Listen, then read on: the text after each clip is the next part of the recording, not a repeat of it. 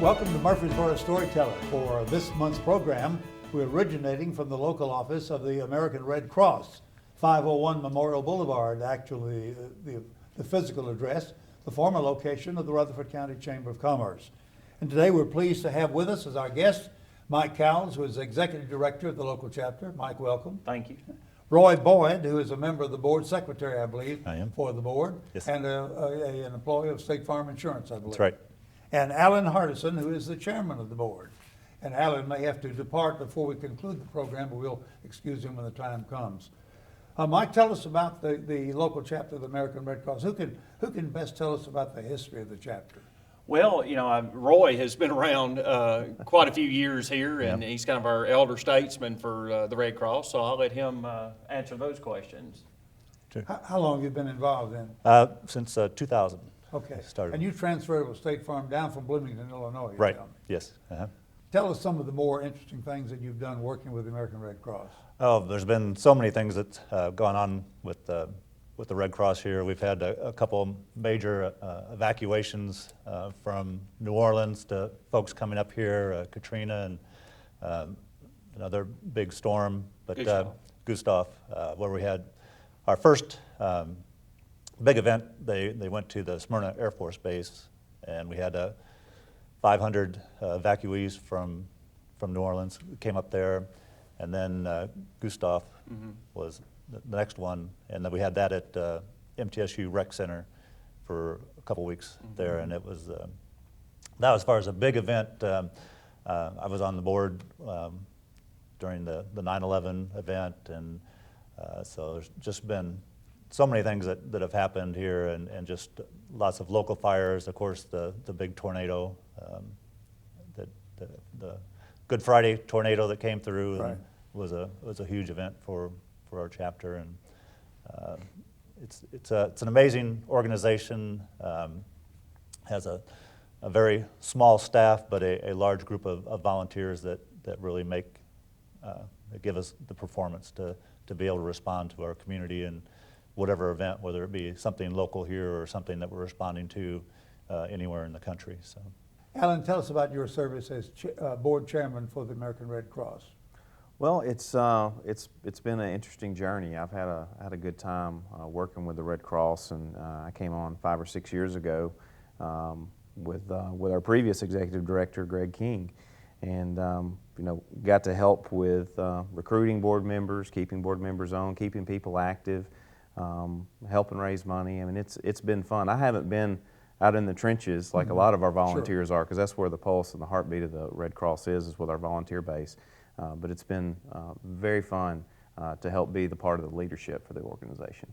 I'm sure a constant challenge for the Red Cross chapter is raising money to be able to fund the organization. It is. That's a huge challenge for us. Now, I will be very boastful of our board of directors, who are 100% in donating back through their finances and through their time. That's something we're really proud of. We don't have a board that's not active. Our board stays very involved in everything they do. They're not here just to have it on their resume. Sure. They're very involved with the community. Approximately how many members of the board? We have 21 members 21 currently. members. Yes, sir. Mike, what's the budget of the local chapter? We're, over $500,000 is what it takes for us to do the things that we do. We cover 17 counties. A lot of people don't realize that. I did not realize that. We're based out of Murfreesboro here, and we go all the way up as far north as Clay County, Pickett County on the Kentucky state line, and we go down to Lincoln County and Franklin County down on the Alabama state line. And so there's roughly about 200 miles distance from end to end, and we also are about as wide. We're about 150 miles wide from Lewisburg almost to Crossville. So we've got a lot of territory to cover. There's about 800,000 people that reside in that territory, and disaster is not particular. It'll happen anytime, so you just never know where we're going to be at. Does that require you to travel over those counties to service? Well, we do travel an awful lot. I go out and visit with folks. I visit with local officials and talk to them about our services and how we can be better prepared for an event. We have volunteers, though, that primarily do our work for us. There's actually only 2 employees in this office right at the moment, myself and a disaster program manager. And if it wasn't for our close to 150 volunteers, we would not be able to perform the services that we do. I can well imagine. Yes, sir. What would you say is the number one service that the Red Cross does? Is it blood? Well, we do an awful lot of blood. We're known for our blood, but we do disasters every day. Sure. We have our home fires, just everyday house fires that we respond to. We also work with our military community, our service to armed forces division of our organization. Helping make some emergency communications between families and their soldiers overseas, and we work in international work, and we work in health and safety services. We teach a lot of classes right here in this room here. So I notice we have on the wall behind us the St. Thomas Rutherford Hospital banner or sign. They sponsor this room, then I presume? they are a proud partner of ours here in Murfreesboro. They do sponsor this room, and they help us out throughout the year with different things that we do, as they do with a lot of organizations. So we're just very proud to be a part of that. And State Farm as well. They sponsor another one of our rooms here, and they're great partners of ours. And Special Touch is a great partner of ours. And so our community is very much behind us. And without them, without the volunteers, without this strong board, I don't know where we'd be at. I understand. Alan, tell us some of the challenges that you see for the future of the Red Cross as we continue to grow in population. Well, I guess our biggest challenge is we're always trying to do more with less. You've got to stretch every dollar as far as it'll go, and getting new donors, getting more people involved to let them know about our mission. Those are always challenges that we face. I believe the American Red Cross is a member of the United Way Fund here in the community, is it not? What are other fundraising events that you have to raise that $500,000? Well, we do our Heroes Luncheon every year, which has been a good event for us, where we get to honor someone in the community who's been very philanthropical for us. The Christy Houston Foundation has also been very generous to us as well. What would we do without the Christy Houston I don't know Foundation? what we do. We wouldn't be in this building. I presume they may have helped you They helped. purchase They the did. building then, okay. And then we have just our general public. It's unbelievable what our general public does for us. They are tremendous in their support for us because, they're out here to help our neighbors. I tell you what, we live in Tennessee, and we truly are a volunteer state, not only with our time, but with our dollars as well. It's a phenomenal place to be at, and I'm just, proud to be a part of that. In our community especially, so I think. Murfreesboro, Rutherford County is unbelievable. There are also mailings that come out regularly. Yes, Give sir. you an opportunity to contribute through the mail. Yes, sir. And Yes. help others, yeah. Yes, sir. Good. Well, we're excited about having this chapter here over the years that has done so much. I think about during World War II, World War I, the American Red Cross really works with military families too, do they not? Yes, sir, we do work with military families, and Not just then, but now as well. now, we continue to do that today. We're the only organization that the U.S. military allows to make those emergency communications. We actually do our homework. We go out, and when a family calls us and says, hey, mom's having a child, or heaven forbid, there's a death in the family, something that's very, emergency related, we're able to get that information over to the soldier's commanding officer. The commanding officer actually gets to make the determination if they come home or not, but I'd say 99.9% of the time, a soldier can get home, and they can get home very fast. We get them home, very quickly, through that process. A little story, amazingly here just recently, I was here on a Friday morning early. One morning, I guess I left the doors unlocked downstairs, and I heard the elevator ring, and I'm like, now who's coming here at 6:30 in the morning? And so I wait for the elevator to open. My office is right next to it, and this tall, lankety fellow walks in, and he happens to be a serviceman that we had just gotten home that Wednesday, and he was home on Friday morning because his mother was having surgery, heart surgery, on Monday morning. And he wanted to come by and thank us for being able to get him home so he could be with his mom as she had that surgery. So we get things turned around pretty quick, and I am very, very proud that we're helping our military community. That's wonderful. Alan, I know you have to depart from our discussion here. Any final thoughts that you have about the American Red Cross and your involvement? No, I'm happy to be involved in the organization, and it hasn't been another job for me. It's been very fun. Our board of directors, I can't say enough about them. They're all very involved in the community and for the Red Cross, and Mike has done a good job of giving us leadership, and just appreciate you taking time to give us some recognition today. Sure. Thank you very much for joining us. We're going to take a break now. We'll be back very shortly. Leaf collection season is underway by the Murfreesboro Streets and Solid Waste Departments. Here are a few tips how you can help in the process. Please keep loose leaves separate from yard waste like brush, debris, and limbs. Only biodegradable paper bags are accepted for those residents who choose to bag their leaves. Place tree limbs and brush parallel to the street. Make sure the debris is in one pile only instead of several piles. Don't place brush longer than 10 feet in length. Don't place brush under low-lying power lines and cable lines to allow room for the boom to work. Don't park a vehicle near the brush pile during daylight hours. Most of the leaf collection season typically ends before the Christmas holidays. Crews will continue picking up bags of leaves through the first or second week of January. Once again, leaf collection season is underway by the Murfreesboro Streets and Solid Waste Department. As we continue our discussion from the headquarters of the American Red Cross in Murfreesboro, we're pleased to have Mike Cowles, Executive Director, and Roy Boyd, who's a member of the board and secretary to the board, in our discussion. In calling into your number, I remember 893-4272 from over the years. Yes, sir. One of the numbers that you can punch is for fire and emergency service. Yes, sir. If somebody has a fire, then you are able to come in and help them recover? We are. You can call into that number and request our services, but most of the time our services are called in by local fire departments, sometimes the sheriff's office will call in police departments while they're on the scene there. That number that is on our phone, you know, sometimes our services aren't shared. Sometimes our fire departments, in the haste of things, sometimes forget to mention that, and that number allows those folks to call us the day after, even 2 or 3 days after, to request assistance. So if it hadn't been called in by a department, then an individual can call in? Yes, sir, they sure can. How often do you get a call like that? We get those pretty much on a daily basis. We'll get a phone call like that. You know, when you cover 17 counties, there's a lot of folks that will give you a shout, and a lot of folks that you know, that don't know about our services, and we want them to call us because we want to help them. It's their road to recovery.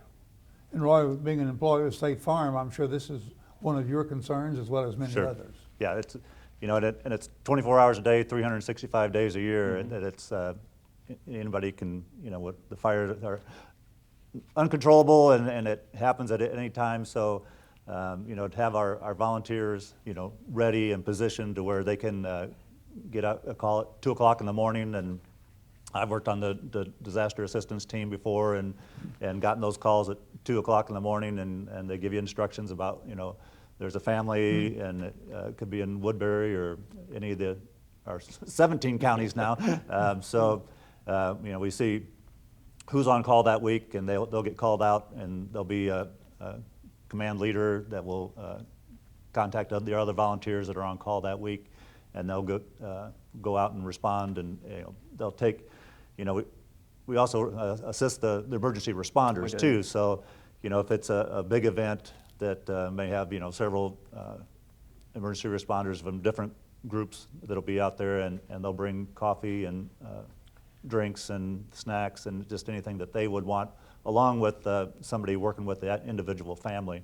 You know, you get some of these big apartment buildings, and it can be really a large event when there can be,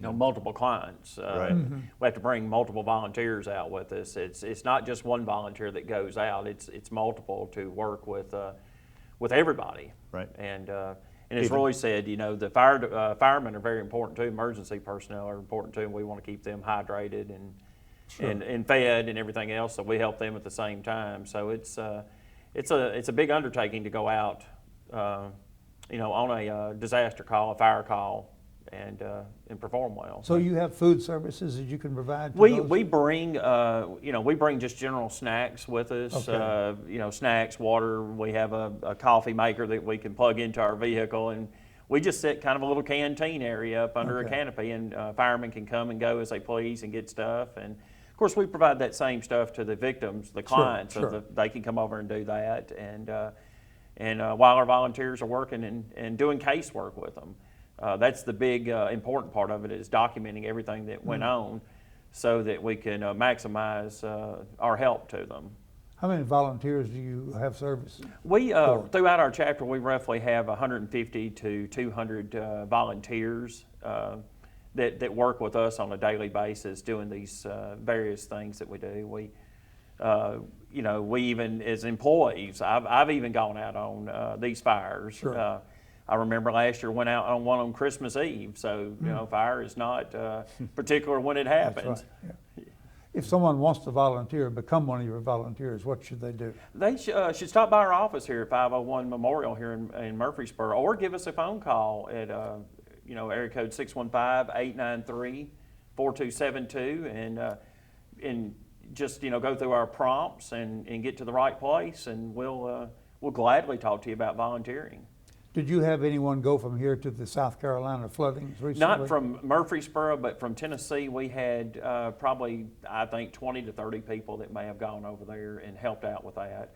Now, in years past, we have had volunteers go from here to Superstorm Sandy. We had a lot of folks go there. We've had them go up to Colorado to the mudslides and the fires and things out there. So our volunteers are going out from our chapter. Just did not go for the South Carolina event. Do you have some type of emergency vehicles that they will take with them? Or We have, when we're out in the field doing our work, we have emergency response vehicles, they look like ambulances. And that's Okay. what we feed out of. We can do casework out of them. We can do information out of. We can do all of those things out of them. But mostly when folks go out in the communities doing disasters, here locally in particular, we have a fleet of vehicles that they get in and take off, and they load up and go in. So. You mentioned that you have some buses for bloodmobile work as well. Yes, sir. Those buses are based out of Nashville. That's where our blood services group is based out of, and they do go out throughout all the communities of Tennessee, and you'll see them parked in front of Walmarts, and you'll see them, parked maybe out at State Farm sometimes in the parking lot. Every quarter they're out. I know today I think they're out here at Bob Lamb's place doing a blood drive at Exit Realty, and so you'll see them set up there doing those blood drives right out of those buses. So it's just a mobile blood service center like we have downstairs here. And they are equipped inside the bus and to be able to take the blood right there, Yes, sir. right? They are. Yeah, okay, all right, very Yes, good. sir. If a company wants to be involved in that, should they again just contact your They office? can contact us. We have a lady that's our representative here in this area that we can get a message to, and then from that point she'll work with them on all the criteria it takes to do a blood drive. So if you want to do a blood drive, please give us a shout, and we'll be sure to get you in contact with the right folks. The demand, I presume, continues to increase from year to year, the need. It does. It does. With all the disasters that we have happening, all the the hospital needs. I don't know if you've been in an emergency room lately. I was not in one recently, but a friend of mine was, and I went to see about them, and emergency room was packed. A lot of folks in there, and a lot of injuries there, and so Sure. blood is needed in those cases, and so we're always in need of blood and platelets and the various things that have to do with blood. So I encourage everybody to come in when they can here at 501 Memorial and donate to us, or find a blood drive that's open that you can go to.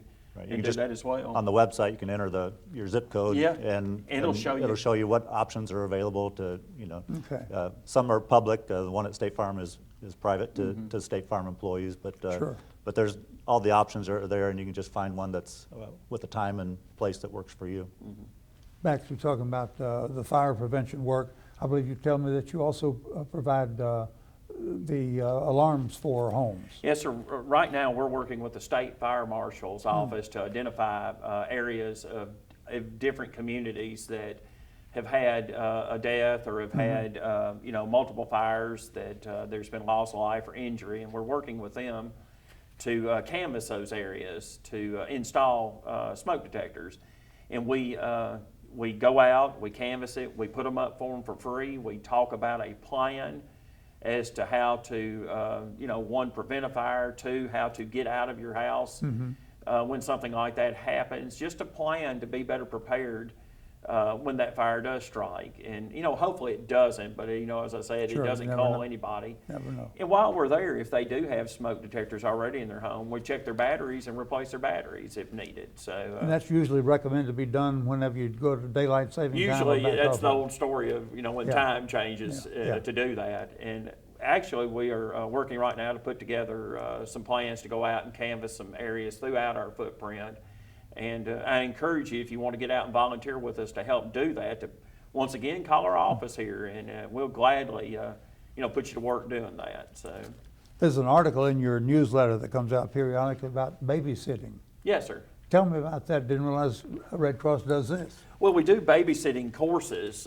We have Okay. young people that come in that they know how to babysit. They know how to sit with a child, but maybe they don't know how to prevent a child from choking, or if a child is choking, what to do, how to do CPR, how to use an AED machine, how to manage that whole process. And so we have a babysitter's training class here at the Red Cross where a lot of young people do come in and go through our training on how to be better prepared if something were to happen while they're babysitting. Didn't realize that takes place. Yes, sir. Yes, sir. Now, how often would you have a class? We've been doing those once or twice a year. We usually have a pretty big crowd, anywhere from 10 to 15. As much as 20 kids will come in, young people will come in and do those courses with us. And so we offer those about twice a year here in our chapter. Okay, you're right. Yes, sir. Another article about preparing communities to be disaster safe. Yes, sir. How can you prepare anyone for disaster? Well, we encourage you, as I was saying a little while ago, to make a plan. Have a plan on what happens. What happens if a tornado comes through town in your neighborhood? What are you going to do? How are you going to respond to it? We say make a plan, make a kit. In my household, we have a Rubbermaid box at our house that's got a little camp stove in it, a bottle of propane. It's got some blankets in it. It's got some canned food in it. It's got bottled water, all the necessities. Important phone numbers, maybe a little extra money.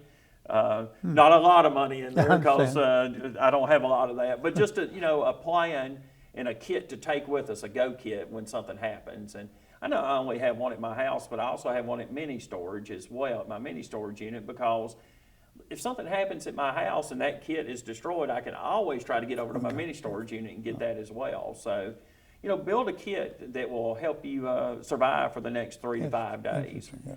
And we want people in our community to do that. Keep some extra water around. We are always hearing that don't drink the water after some of these storms, and you've got to have that on hand. And so we encourage that. And another thing you've got to remember too is that when you're trying to leave your house, if there's a tornado that comes through, for instance, it's hectic, it's crazy. I have a 15-year-old and an 11-year-old, and they know where we're supposed to meet if we get separated. Know where you're supposed to go. Find a place. If it's by the big oak tree, by Farmer John's farm over, that's where we're going to meet at, So, be sure you know where you're going once you escape, something Good like advice, that. yeah. Remember your pets too, because they're part of your family as well. Roy, tell us about the most challenging, most interesting part of your work with the Red Cross. I think, talk about individual families preparing for disaster. We also have to prepare for, different shelter events where, the tornado that came through, we have to have agreements with, of different sizes of capabilities. So we have an agreement with MTSU to use the rec center, and there's a lot of work that goes involved to be able to be prepared to bring in the cots and the different equipment that we need, and the food arrangements and coffee and different things. So there's just we do go out on events, but the volunteers are constantly working. I mean, there's always things that need to be done just to organize the volunteers, to keep them motivated, and be ready so that when we do have an event, if again, we've gotten called on twice to support New Orleans for